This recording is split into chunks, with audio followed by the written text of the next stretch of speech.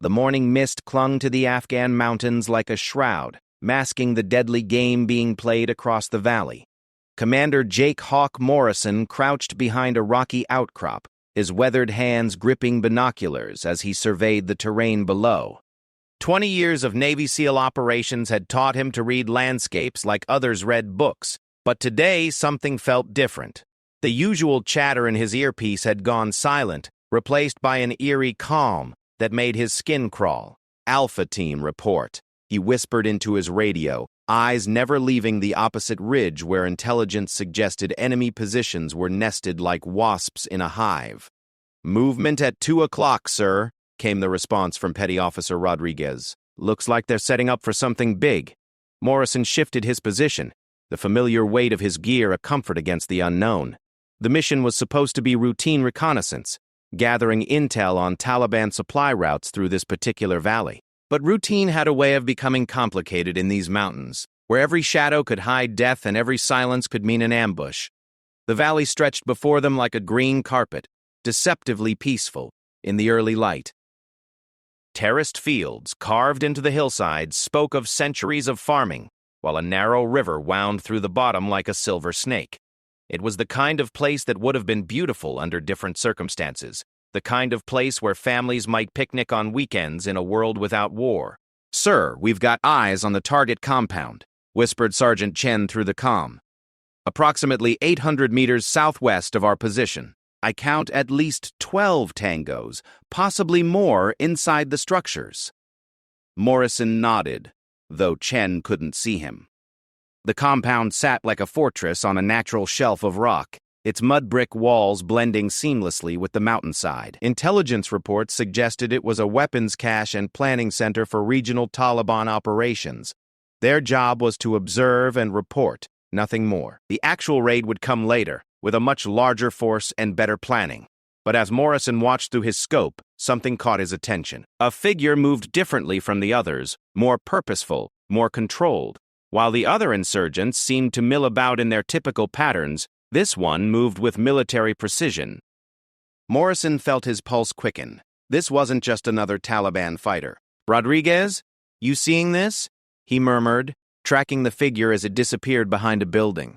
"The one moving like he knows what he's doing?" "Yeah, I see him. That's not local Taliban movement, sir. That's someone with real training."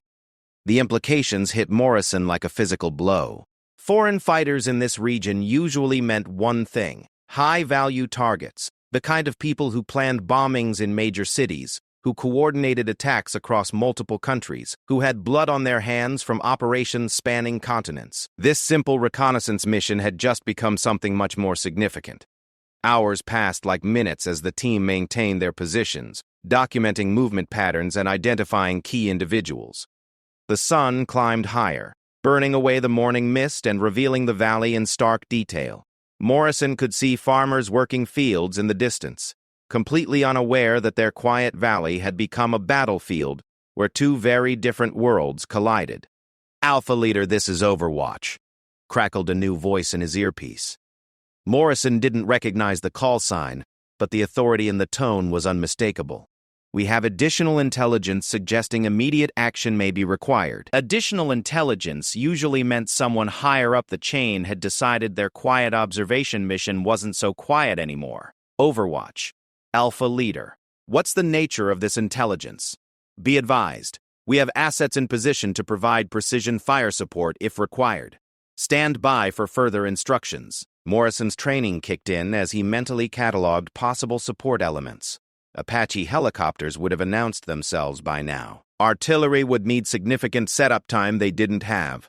That left only one possibility that made sense given their remote location and the specificity of the language. "Sir?" Rodriguez's voice carried a note of confusion. "I'm not seeing any friendly positions with clear sight lines to the target area. Where exactly are these assets positioned?" Before Morrison could respond, his radio crackled again. This time, the voice was different, younger, and definitely female. "Alpha Leader, this is Sierra 1. I have eyes on your target compound. Request permission to engage if situation escalates." Morrison felt his blood run cold. "Sierra 1, sniper designation. But where? He'd surveyed every possible position within effective range of the target, and his team had the high ground covered. There was nowhere else that would provide the angle and distance needed for precision fire on the compound. Sierra 1, Alpha Leader. What's your position? Classified, sir, but I have clear sight lines to all primary targets. Just need your authorization when the time comes. The professional calm in her voice was somehow more unsettling than if she'd sounded nervous. Morrison had worked with military snipers before, knew the particular breed of soldier it took to lie motionless for hours before taking a life with surgical precision. But something about this situation felt different, felt wrong in ways he couldn't articulate. Movement in the compound, Chen reported suddenly. Looks like they're preparing to move out. Convoy of vehicles approaching from the east. Morrison swung his binoculars toward Chen's position and felt his stomach drop. 3 Toyota pickup trucks were winding up the mountain road toward the compound, and even from this distance he could see they were loaded with armed men. What had been a manageable observation target was about to become a small army. Count 20-plus additional tangos incoming, he reported. This is escalating beyond our mission parameters. Alpha Leader, recommend immediate withdrawal, came Rodriguez's voice, tension finally creeping in. We're about to be seriously outnumbered. Morrison was calculating withdrawal routes when his earpiece erupted with activity. Multiple voices, overlapping calls, and underneath it all, a sound that made his blood freeze. The distinctive whistle of incoming mortar rounds.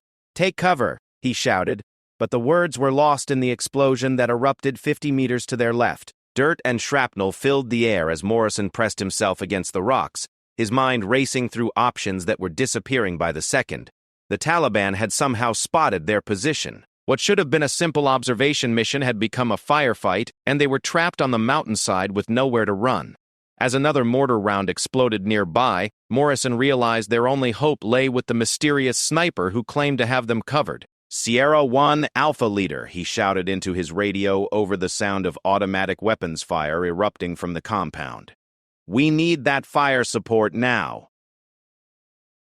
Acquiring targets now, Morrison pressed his face against his rifle scope, trying to identify immediate threats while his team returned fire from their defensive positions. The compound had erupted into organized chaos, with fighters taking positions behind walls and vehicles.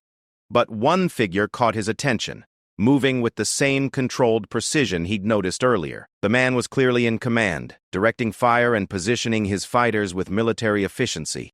And he was holding something in his hands that made Morrison's blood run cold. A radio antenna protruded from the device, and the man was speaking rapidly into it while pointing directly at their position.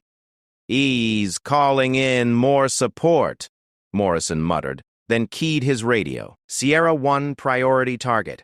Male, approximately 40 years old, khaki clothing, directing fire from the eastern wall of the main building. He's coordinating their response. "I see him," came the calm reply. "But I have a problem." Morrison's heart sank. What kind of problem? The shot is challenging. Distance, wind, and I've got civilians in the compound. I count at least 3 women and several children who just took cover behind the same wall as your target. The moral complexity of the situation hit Morrison like a sledgehammer.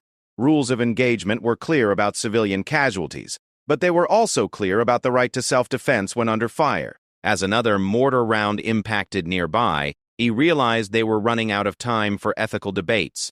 Sierra 1, what's your confidence level on a precision shot that eliminates the threat while protecting civilians? The pause that followed lasted an eternity. Morrison could hear the steady crack of AK-47s and the deeper boom of heavier weapons as the firefight intensified. His men were returning fire, but they were pinned down and taking increasingly accurate incoming rounds. Alpha Leader. The sniper's voice finally came back, steady as steel.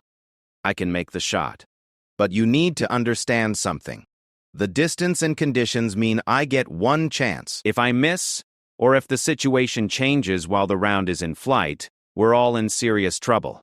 Morrison closed his eyes for a moment, weighing impossible choices. His team was trapped, outnumbered, and under increasingly effective fire. Without the sniper's support, they might not make it off this mountain. But asking someone to take an impossible shot with civilian lives in the balance went against everything he believed in as a soldier and as a human being.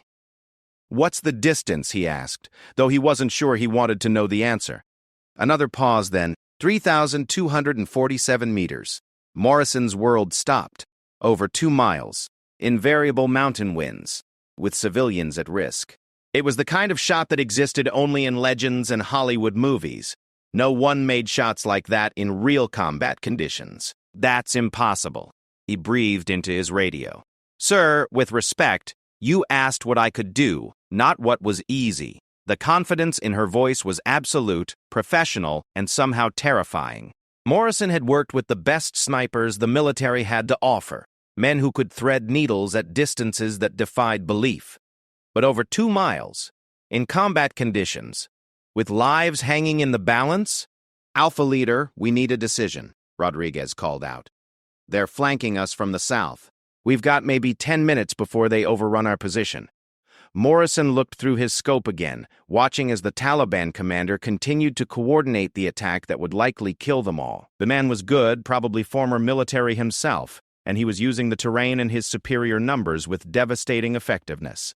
"Sierra 1, Morrison said quietly, "if you take this shot and miss, what happens to us?" "You die, sir." "And probably so do I." The brutal honesty was somehow comforting. At least she understood the stakes. "And if you don't take the shot?" "You definitely die, sir. The civilians probably die too when this turns into a prolonged firefight." "And whoever that commander is calling for backup arrives to finish whatever operation they're planning." Morrison nodded grimly. When put like that, the choice became clearer, even if it didn't become easier. "What do you need from us?" "Laser designation on the target. Keep him in one place for the next 60 seconds. And pray the wind holds steady." Rodriguez's voice cut through the tactical discussion. "Sir, we've got vehicles approaching from multiple directions. Whatever we're going to do, we need to do it now." Morrison could see the dust clouds in the distance, vehicles racing toward their position from at least 3 different routes. They were about to be completely surrounded, and their window for any kind of action was closing rapidly. "Sierra 1, you are cleared to engage," he said, the words feeling like stones in his throat. "Target is designated." "Copy. 60 seconds to shot. Mark your time, now." Morrison activated his laser designator, painting the Taliban commander with an invisible beam that would guide the impossible bullet to its target. Through his scope, he watched the man continue his deadly work, unaware that death was already traveling toward him at over 2,000 feet per second. 30 seconds. The sniper's voice remained calm, professional, as if she were calling out the time for a training exercise rather than attempting the impossible shot that would determine whether they all lived or died. Morrison found himself holding his breath, though he knew the bullet had already been fired. Somewhere in the distance, a piece of metal no bigger than his thumb was arcing through the thin mountain air, carrying with it the hopes and lives of everyone in the valley.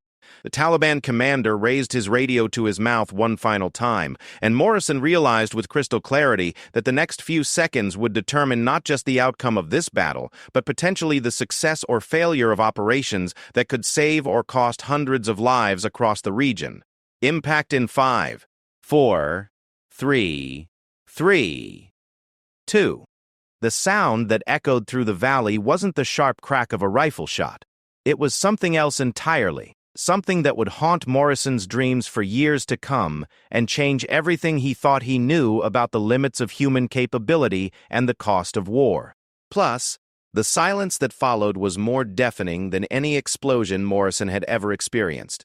For a heartbeat that stretched into eternity, the entire valley seemed to hold its breath. Then chaos erupted on multiple levels as the impossible became reality. Through his scope, Morrison watched the Taliban commander's body crumple like a marionette with severed strings. The radio fell from lifeless fingers, clattering against the stone wall where moments before he had been orchestrating their deaths. But what stunned Morrison more than the accuracy of the shot was its surgical precision. The bullet had found its target with such exactness that the 3 women and children who had taken shelter mere feet away remained completely unharmed, still crouched behind their cover, unaware of how close death had passed over their heads. Target down. Morrison breathed into his radio, barely believing his own words. Confirmed kill on the primary target. How in the hell did you make that shot? But Sierra One's response was already shifting to the immediate tactical situation. Secondary targets are scattering. The convoy vehicles are still approaching your position from multiple vectors. You've got maybe 90 seconds before you're surrounded. The professional detachment in her voice was remarkable. As if threading a bullet through an impossible gap at over 2 miles was just another day at the office. But Morrison didn't have time to process the implications of what he'd just witnessed. The death of their commander had thrown the Taliban fighters into temporary confusion, but it wouldn't last long.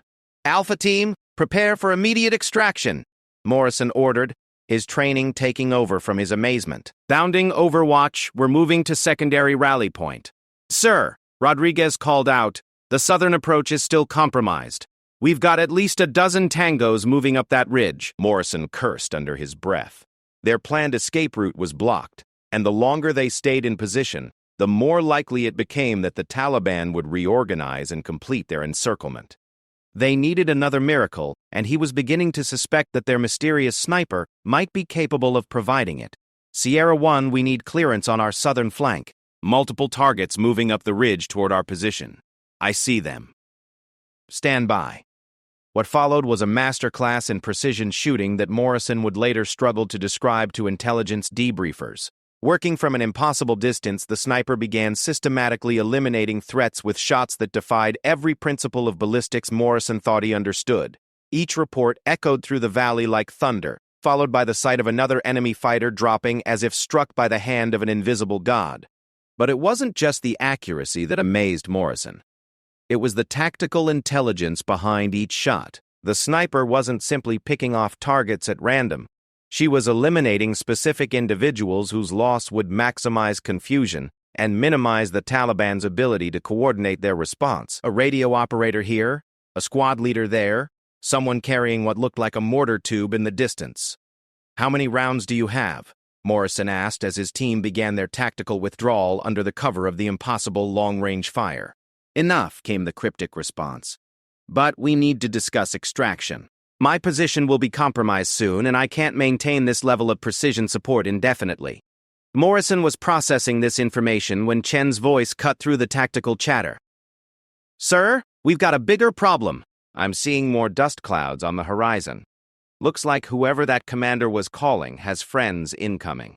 Through his binoculars, Morrison could see what Chen meant. Multiple vehicle columns were converging on their location from different directions, and the dust signatures suggested heavy equipment. What had started as a simple reconnaissance mission had somehow escalated into a major engagement that was about to become a full-scale battle. "Sierra 1, what's your assessment of the incoming reinforcements?"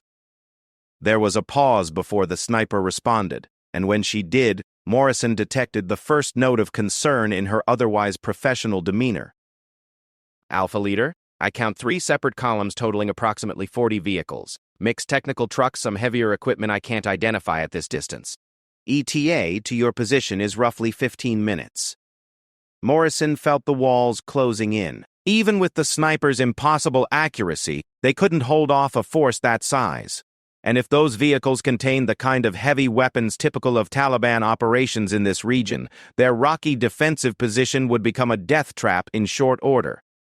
"Options?" he asked, though he suspected he already knew the answer. "You need immediate extraction by air, or we all need to disappear into terrain that won't support vehicle movement. The valley floor is about to become a very unhealthy place to be." Morrison was reaching for his radio to call for helicopter support when Rodriguez grabbed his arm. "Sir, listen." In the distance, barely audible over the sound of sporadic gunfire, came the distinctive whoop, whoop, whoop of rotors. But something was wrong with the sound. Instead of the familiar rhythm of American helicopters, this was different. Heavier. More ominous. "That's not one of ours," Chen said grimly. Through his scope, Morrison spotted the aircraft as it cleared the eastern ridge. His blood ran cold. It was a Milne 2-4 Hind gunship, probably Afghan military, but possibly something worse. The Hind was a flying tank, capable of carrying troops and armed with enough firepower to level their entire position. "Sierra 1, We have rotary wing aircraft approaching from the east. Appears to be hostile. I see it. This just got significantly more complicated.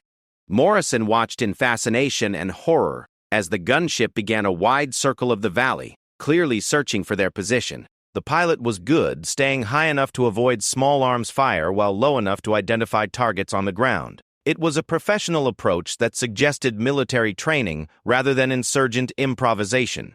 Alpha Team, prepare for immediate displacement, Morrison ordered. That bird finds us, we're done. But even as he spoke, Morrison realized the impossibility of their situation. The approaching ground forces would pin them down while the helicopter would eliminate any chance of escape across open terrain. They were trapped between multiple superior forces with no realistic chance of survival. That's when Sierra One's voice cut through his despair with words that would haunt him for the rest of his military career. Alpha Leader, I need you to trust me on something that's going to seem impossible. At this point, impossible seems to be your specialty. The helicopter is approximately 4,000 meters from my position. The pilot is following a predictable search pattern. I can take the shot, but I need you to understand something first. Morrison felt his world tilt on its axis.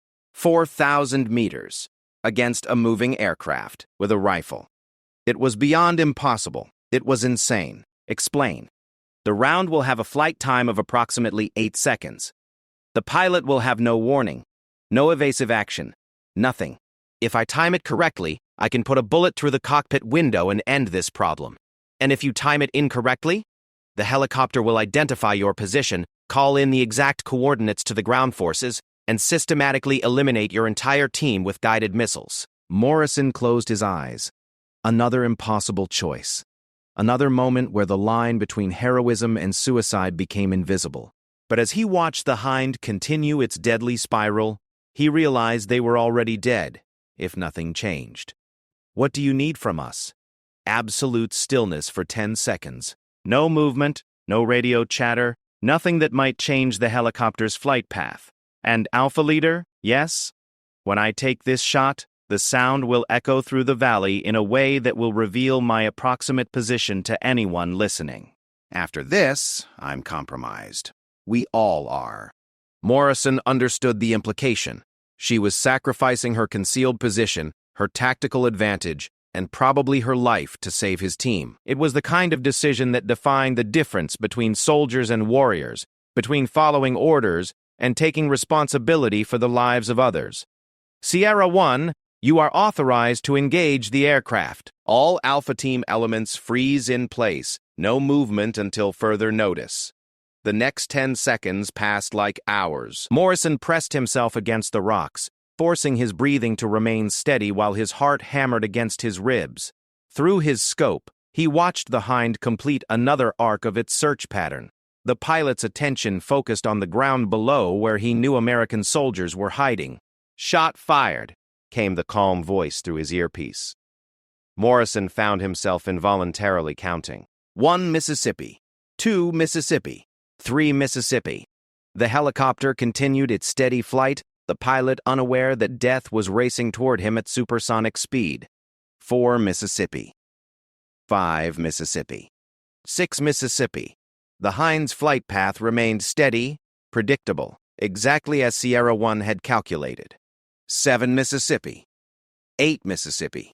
The impact was invisible from Morrison's position, just a tiny sparkle of light as the bullet punched through the cockpit glass. But the effect was immediate and catastrophic. The helicopter lurched sideways, its rotor wash kicking up clouds of dust as it began an uncontrolled spiral toward the valley floor. Morrison watched in horrified fascination as 2.5 tons of military aircraft transformed from a deadly threat into a falling meteor. The pilot was either dead or incapacitated, and the Hind was coming down hard in the middle of the Taliban positions. The crash was spectacular and devastating. The helicopter impacted the rocky slope just below the compound, exploding in a fireball that sent burning fuel and debris cascading down the mountainside. Secondary explosions followed as the aircraft's ammunition cooked off, adding to the chaos and destruction. But Morrison's attention was already shifting to the tactical implications. The explosion had created a massive smoke column visible for miles, and the approaching Taliban reinforcements would now know exactly where the battle was taking place. Their window for escape was closing rapidly. Sierra 1, incredible shot. What's your status? But I need to move to a secondary position, and it's going to take time. You need to extract now, while the ground forces are dealing with the helicopter crash. Morrison could see the chaos the crash had created among the Taliban fighters. Some were trying to rescue survivors from the wreckage, others were taking cover from the continuing explosions, and all of them were temporarily distracted from the hunt for his team. Alpha Team were moving now, bounding Overwatch to Rally Point Charlie. As his team began their tactical withdrawal, Morrison found himself thinking about the mysterious sniper who had just saved their lives twice with shots that should have been impossible. Who was she? Where had she acquired skills that exceeded anything he'd encountered in 20 years of special operations? And why was she here, in this remote valley with the ability to eliminate targets at distances that challenged the laws of physics? Sierra 1, he called as his team moved through the rocky terrain toward their extraction point. When this is over, I think we need to talk. If we both survive the next hour, Alpha Leader, that might be possible.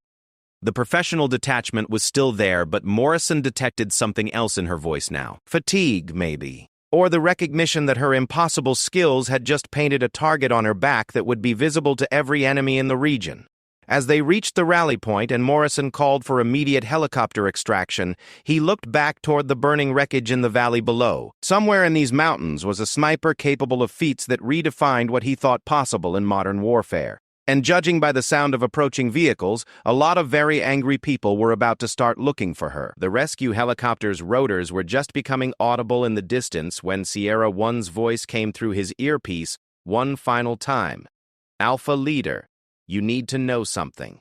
This operation, this valley, it's not what your intelligence briefing suggested. There are bigger things at play here, and what happened today is going to have consequences none of us anticipated. Before Morrison could respond, his radio erupted with the voices of the extraction crew, coordinates and landing zones, and the urgent business of getting his team out alive. By the time the tactical chatter died down and they were airborne, Sierra 1 had gone silent. But as their helicopter banked away from the valley, Morrison caught a glimpse of movement on a distant ridge, a lone figure barely visible even through military optics, moving with purpose across terrain that would challenge a mountain goat. And somehow Morrison knew he was looking at the woman who had just redefined the limits of military possibility. The real questions would come later, in debriefing rooms and classified reports that would try to make sense of what had happened in that valley. But for now, Morrison was content to be alive, to have his team intact, and to know that somewhere in these mountains was a guardian angel with skills that belonged more in legend than in reality. What he didn't know was that their encounter had set in motion events that would reshape how the military understood the limits of human capability, and that the mysterious Sierra 1 was about to become the most wanted person in several countries for reasons that had nothing to do with her impossible shooting skills. 3 weeks after the Valley incident, Commander Morrison sat in a windowless briefing room deep within the Pentagon, staring at a file marked with more classification stamps than he'd seen in his entire career. The woman across from him wore civilian clothes, but everything about her bearing screamed military intelligence. Her name tag read Agent Collins, but Morrison suspected that wasn't her real name any more than Sierra 1 had been. "Commander Morrison," Collins began, her voice carrying the same professional detachment he'd heard over the radio during the firefight. "What I'm about to tell you cannot leave this room. The sniper who saved your team 3 weeks ago doesn't exist in any official capacity." Morrison leaned forward. "What do you mean, doesn't exist?" Collins opened the file, revealing photographs that made Morrison's blood run cold. Satellite images of the valley showed the aftermath of the battle, but what caught his attention was a series of trajectory analysis diagrams. Red lines traced the path of bullets across impossible distances, with mathematical calculations that defied his understanding of ballistics.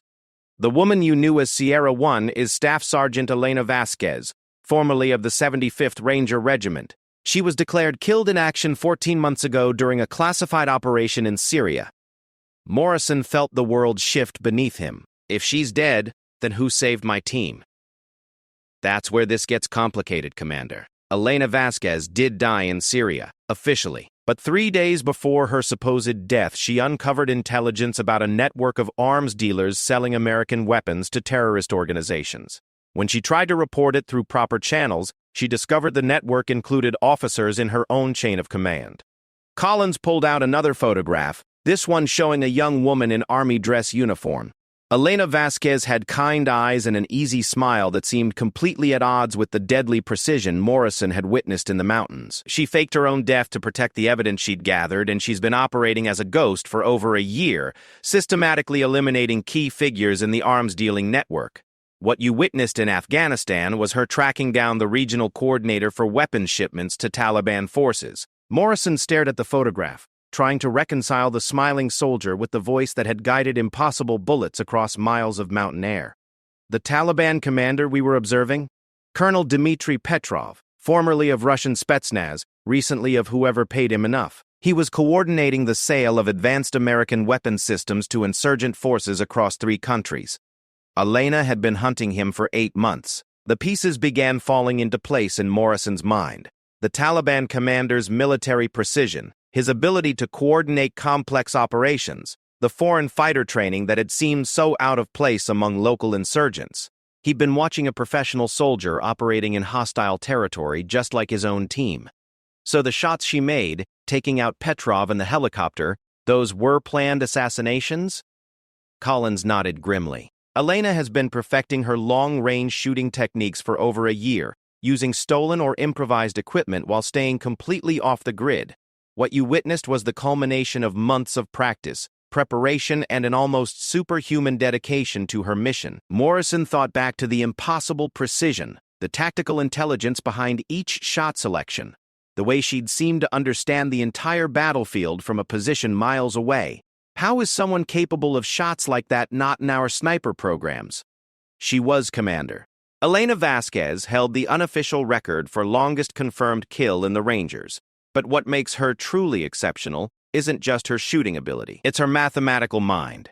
She calculates ballistic trajectories in her head, accounts for variables that most snipers need computer assistance to manage. Her instructors called her a once-in-a-generation talent. Collins pulled out a technical analysis report that made Morrison's head spin. Atmospheric conditions, wind calculations, Coriolis effect compensations, and dozens of other factors that had to be perfectly calculated for shots at extreme range. The mathematics involved looked more like rocket science than marksmanship. The shot that killed Petrov was made at 3,247 meters in variable mountain winds, with a crosswind component that would have defeated most military snipers. The helicopter shot was even more complex, requiring her to calculate the intercept point for a moving target while accounting for the aircraft's flight path and rotor wash effects. Morrison remembered the 8-second countdown, the absolute certainty in Elena's voice as she called the shot. She made it sound routine, because for her it was. Elena doesn't just shoot at extreme range, Commander. She thinks at extreme range. Her mind processes the battlefield as a 3-dimensional mathematical problem, and she solves it faster than most people can understand the question. Collins closed the technical report and pulled out a map of Central Asia marked with red pins. Over the past 14 months, 23 high-value arms dealers have died from impossible sniper shots across 4 countries. Afghan warlords selling American ammunition, Pakistan military officers trafficking weapons to Kashmir, Syrian commanders coordinating arms shipments to Hezbollah. Each pin represented a shot that should have been impossible, Morrison realized. A ghost sniper moving across hostile territory, eliminating targets with surgical precision while staying completely invisible to both enemies and allies. Why are you telling me this? Collins's expression grew serious. 'Cause 3 days ago, we lost contact with her. Elena's last known position was approximately 50 kilometers from where she saved your team, and satellite imagery shows significant Taliban activity converging on that area. We think they're hunting her. Morrison felt a chill of recognition. The smoke column from the crashed helicopter, the sound of approaching vehicles, Elena's comment about bigger things at play. She'd known the firefight would compromise her position, but she'd saved his team anyway. You want me to help find her. We want you to help extract her. Commander, Elena Vasquez has intelligence about arms-dealing networks that goes beyond what any single soldier should possess. If she's captured alive, the information she carries could compromise operations across multiple theaters and get a lot of good people killed. Collins placed a mission folder on the table between them. And there's something else you need to know. The arms-dealing network Elena has been fighting? They know who she is now. Her family in Texas, her friends from the Rangers, anyone who ever served with her. They're all in danger until this network is completely dismantled. Morrison opened the folder and found himself looking at operational plans for a mission unlike anything he'd ever seen. Deep penetration into hostile territory, zero official support, with the objective of locating and extracting a sniper who had spent over a year perfecting the art of being invisible. "My team isn't qualified for this kind of operation," Morrison said finally. "We're direct action specialists, not manhunters. Your team is the only group of soldiers alive who've worked with Elena in combat conditions. You've seen what she's capable of, you've heard her voice under fire, and, most importantly, she trusts you. That trust might be the only thing that keeps her alive long enough for extraction." Morrison studied the tactical maps, noting the terrain features and probable enemy positions. It was a nightmare scenario, searching for one person across hundreds of square miles of mountains while being hunted by forces that knew the ground intimately. "What makes you think she's still alive?" Collins smiled for the first time since the briefing began. "3 reasons, Commander. First, Elena Vasquez is the most dangerous person in Central Asia, when she has a rifle and clear sight lines. Second, she's been surviving in hostile territory for 14 months without any official support. And third, this came through intelligence channels 6 hours ago." She placed a grainy photograph on the table that made Morrison's pulse quicken. It showed a Taliban checkpoint on a mountain road, but something was wrong with the picture. 2 guards who should have been manning the position were lying motionless beside their weapons, and their vehicle showed impact damage consistent with high-caliber rifle rounds. The checkpoint was discovered yesterday morning by a Taliban patrol. Both guards killed by precision shots from extreme range, and a message was carved into the wooden guard post in English. "Tell Morrison the valley isn't finished." Morrison stared at the photograph, remembering Elena's final words about consequences and bigger things at play. She was still out there, still fighting her private war against the arms dealers, but now she was doing it while being hunted by every insurgent group in the region. "When do we leave?" "Wheels up in 6 hours, Commander. And there's one more thing." Collins pulled out a small electronic device that looked like a modified radio. "Elena designed this before she went dark. It's a long-range communication system that uses satellite relay technology she improvised from captured equipment. If she's alive and mobile, this should allow you to make contact." Morrison pocketed the device, already thinking through equipment requirements and team briefings. "Any idea what her long-term objective is? What's she really trying to accomplish out there?"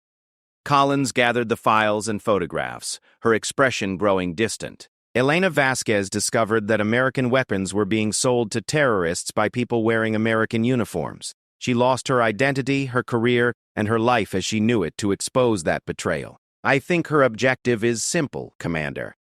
"Which is?" "Justice. And Elena Vasquez with a rifle and a mathematical mind is probably the most dangerous instrument of justice the world has ever seen." As Morrison left the briefing room and headed toward the operations center where his team was waiting, he found himself thinking about the voice that had guided impossible bullets through mountain air. Elena Vasquez had saved his team with shots that defied the laws of physics, but she'd also set in motion a chain of events that was about to test the limits of what soldiers could accomplish when duty and honor collided with the complexities of modern warfare. Somewhere in the mountains of Afghanistan, a ghost sniper was fighting a private war against forces that threatened everything the military stood for. And Morrison was about to lead his team into that war, knowing that success would require them to accomplish something that hadn't been attempted since the early days of special operations. Finding one person who didn't want to be found, in terrain where being found meant death. The stakes couldn't be higher, the odds couldn't be worse, and the mission couldn't be more important. Because Elena Vasquez wasn't just a soldier who'd faked her death to fight corruption. She was living proof that sometimes the most important battles were fought not by armies or governments, but by individuals who refused to compromise their principles, even when compromise meant survival.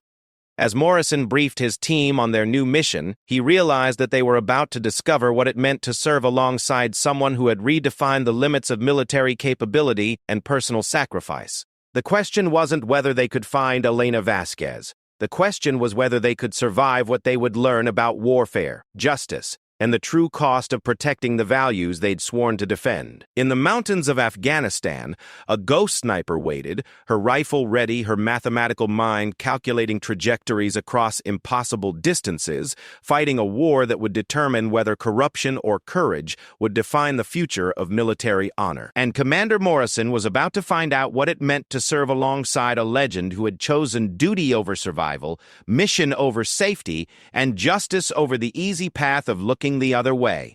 The valley wasn't finished, neither was Elena Vasquez, and neither was the story of what happened when ordinary soldiers encountered someone who had transcended the boundaries between courage and impossibility.